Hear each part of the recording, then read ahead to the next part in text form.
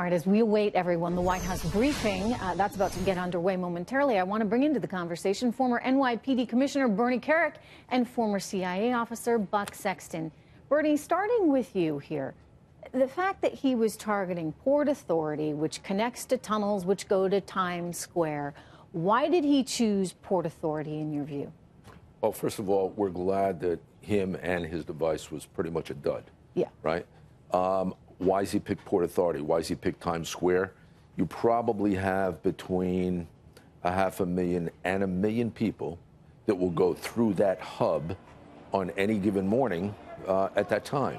So if he had a device, the device was substantial, the device was working, he could have caused a lot of damage, a lot of death, and an enormous amount of chaos. I mean, a pipe bomb like that could? I mean, what is the... Well, he had a defective device, probably. It was a smaller device, low tech.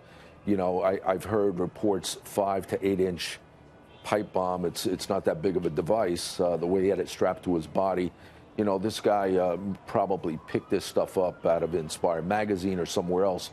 But if you had somebody that knew what they were doing with a backpack on that was loaded with explosives, we would have had chaos. In this case, him and his device was a dud, and we're lucky for it.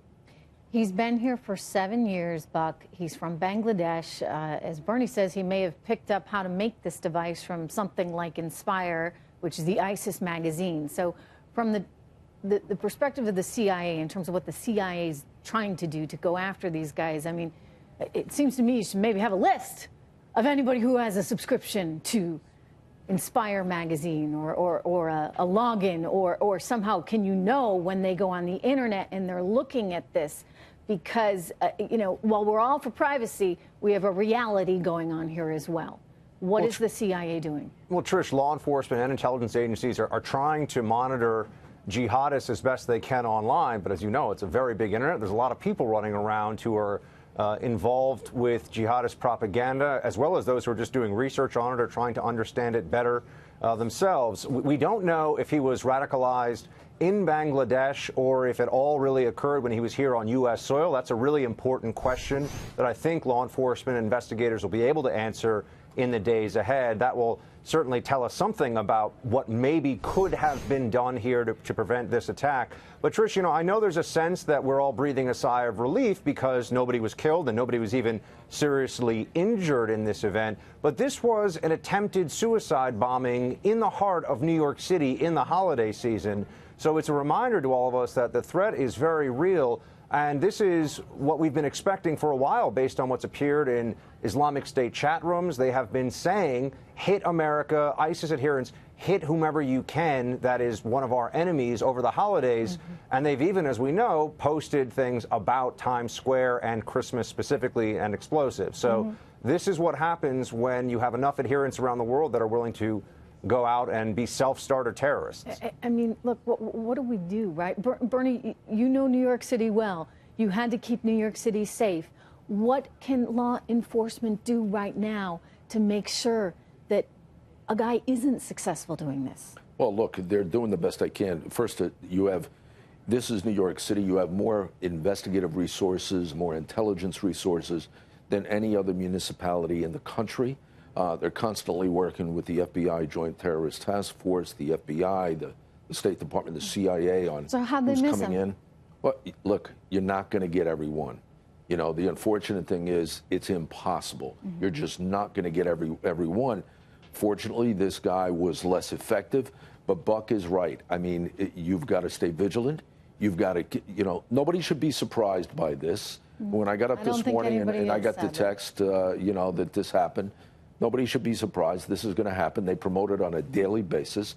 They're coming. They want to do this.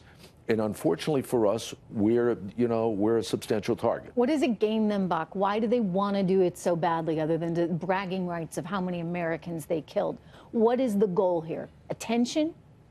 They believe that they're engaged jihadists, whether they have connections to the Islamic State or Al-Qaeda or they just have self-radicalized. They believe that they are holy warriors in a global struggle against non-believers, and anything that they can do to lash out against us is part of that. The more civilians, the more innocent men, women, and children that they can maim and murder, the greater their role in that jihad. So that's why attacking civilians, especially during the holiday season, and as has been noted, at a mass transportation hub like this, a big part of it is the psychology. Sure, this individual's bomb did not go off. He wasn't skilled. He didn't have good terror tradecraft, as we would say in the business. But now, a lot of people here in New York City, Trish, and I know as the commissioner knows, they're going to be worried as they get on the subway. When they gather near Rockefeller Center to look at the tree, they're going to be just thinking in the back of their minds, you know, what if? And a level of vigilance is good, but we also have to remember that part of the terrorists' goals here,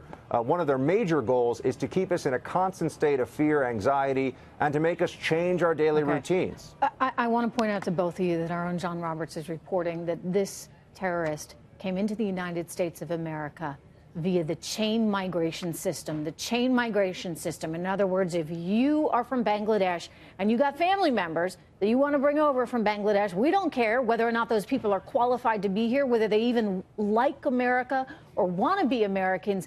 We bring them because somehow they're related to you. And this gets us back to that issue, Bernie, of how this has to change. We have to rethink how we approach immigration. And there's nothing wrong with saying that. We want the best people. We want the brightest people, most hardworking, and the most patriotic. I think that's the best thing the president has talked about yet. You know, I'm against the random coming into the country, the anchor baby stuff where people come in here and, you know, they come to visit, their wife has a baby, that baby becomes a citizen. Mm-hmm. They have access to the states anytime they want. There's a number of things within the immigration system that's wrong with it. And I think the president, while he's in office, he's got to get it changed. Indeed. And I think he will. Bernie and Buck, thank you very much. Good to see you guys. Good to see you, Trish.